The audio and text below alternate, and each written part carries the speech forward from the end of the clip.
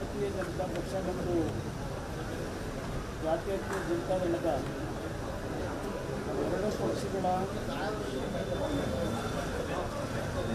ಶಾಸಕ ಮುಖಂಡರು ಮಾಜಿ ಶಾಸಕರುಗಳು ಕೇಂದ್ರದ ಸಚಿವರಾಗಿರ್ತಕ್ಕಂಥ ಪ್ರಹ್ಲಾದ್ ಜೋಶಿ ಅವರು, ರಾಜ್ಯದ ಮಾಜಿ ಮುಖ್ಯಮಂತ್ರಿಗಳು, ನಮ್ಮೆಲ್ಲರಿಗೂ ಹಿರಿಯರಾಗಿರ್ತಕ್ಕಂಥ ಯಡಿಯೂರಪ್ಪನವರು, ವಿರೋಧ ಪಕ್ಷದ ನಾಯಕರಾಗಿರ್ತಕ್ಕಂಥ ಅಶೋಕ್ ಅವರು ಮತ್ತು ಮೇಲ್ಮನೆಯ ವಿರೋಧ ಪಕ್ಷದ ನಾಯಕರಾಗಿರ್ತಕ್ಕಂಥ ನಾರಾಯಣಸ್ವಾಮಿ ಅವರು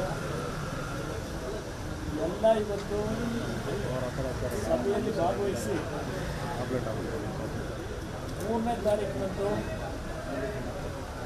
ರಾಜ್ಯದಲ್ಲಿ ಯಾವೊಂದು ಜನತೆ ಮುಂದೆ ಹಲವಾರು ರೀತಿಯ ಸುಳ್ಳು ಮಾತುಗಳನ್ನು ಹೇಳ್ತಕ್ಕಂಥರ ಮುಖಾಂತರ ಜನತೆಯನ್ನು ದಾರಿ ತಪ್ಪಿಸಿ ಅಧಿಕಾರಕ್ಕೆ ಬಂದ 15 ತಿಂಗಳಲ್ಲಿ ಅಧಿಕಾರ ಸ್ವೀಕಾರ ಮಾಡಿದಂಥ ಮೊದಲನೇ ದಿನದಿಂದ ಪ್ರಾರಂಭ ಆಯಿತು ಈ ಸರ್ಕಾರದ ಅಕ್ರಮಗಳು. ವರ್ಗಾವಣೆ ವಿಷಯದಲ್ಲಿ ಯಾವ ರೀತಿ ನಡ್ಕೊಂಡಿದ್ದಾರೆ, ಈ ಬೀದಿನಲ್ಲಿ ಅಧಿಕಾರಿಗಳು ಮಾತನಾಡ್ತಾರೆ ಈ ಸರ್ಕಾರ ಯಾವ ರೀತಿ ನಡೀತಿದೆ ಅಂತಕ್ಕಂಥದ್ದು. ನಮ್ಮ ರಾಜ್ಯದ ಮುಖ್ಯಮಂತ್ರಿಗಳು ಬಹುಶಃ ಮೊದಲನೇ ಬಾರಿಗೆ ಸದನದ ಕಲಾಪಗಳನ್ನು ಎದುರಿಸಲಿಕ್ಕಾಗದೆ ಮಾಧ್ಯಮಗಳ ಮುಖಾಂತರ ಪ್ರಾಯೋಜಿತ ಹೇಳಿಕೆಗಳನ್ನು ಕೊಡ್ತಕ್ಕಂಥ ಒಂದು ದೈನೈಸಿಕ ಪರಿಸ್ಥಿತಿಗೆ ಬಂದಿರತಕ್ಕಂಥದ್ದು ಬಹುಶಃ ಭಾರತ ದೇಶದ ರಾಜಕಾರಣದ ಇತಿಹಾಸದಲ್ಲೇ ಕರ್ನಾಟಕದಲ್ಲಿ ಪ್ರಾರಂಭ ಮಾಡಿದ್ದಾರೆ ಅನ್ನೋದು ನನ್ನ ಅಭಿಪ್ರಾಯ. ವಿಧಾನಸಭೆಯ ಕಲಾಪದಲ್ಲಿ ಅಷ್ಟು ವರ್ಷ ಅನುಭವ ಇರ್ತಕ್ಕಂಥ ಮುಖ್ಯಮಂತ್ರಿಯಾಗಿ, ವಿರೋಧ ಪಕ್ಷದ ನಾಯಕರಾಗಿ ಸುದೀರ್ಘವಾಗಿ ಆಡಳಿತದ ಅನುಭವವನ್ನು ಹೊಂದಿದ್ದಂಥ ಈ ರಾಜ್ಯದ ಮುಖ್ಯಮಂತ್ರಿ ವಿಧಾನಸಭೆಯಲ್ಲಿ ಉತ್ತರವನ್ನು ಕೊಡದೆ ಪಲಾಯನವನ್ನು ಮಾಡಿದಂಥ ಒಂದು ಘಟನೆ ಬಹುಶಃ ನಮ್ಮ ರಾಜ್ಯದಲ್ಲಿ ಎಂದೂ ನಡೆದಿರಲಿಲ್ಲ. ವಿರೋಧ ಪಕ್ಷದ ನಾಯಕರಾಗಿ ಅಶೋಕ್ ಅವರು ಮತ್ತು ಹಲವಾರು ಸದಸ್ಯರುಗಳು ಮತ್ತು ವಿಧಾನ ಪರಿಷತ್ತಿನಲ್ಲೂ ಸಹ ಹಲವಾರು ನಮ್ಮ ಹಿರಿಯ ಸದಸ್ಯರುಗಳು ದಾಖಲೆಗಳ ಸಮೇತ ವಾಲ್ಮೀಕಿ ಅಭಿವೃದ್ಧಿ ನಿಗಮದಲ್ಲಿ ಯಾವ ನಾನು ಬ್ಯಾಕ್ವರ್ಡ್ ಚಾಂಪಿಯನ್ನು ಪರಿಶಿಷ್ಟ ಜಾತಿ ಪರಿಶಿಷ್ಟ ಪಂಗಡಗಳಿಗೆ ಯಾವುದೇ ಸರ್ಕಾರಗಳು ಕೊಡದೇ ಇರತಕ್ಕಂಥ ಅನುದಾನಗಳನ್ನು ಕೊಟ್ಟು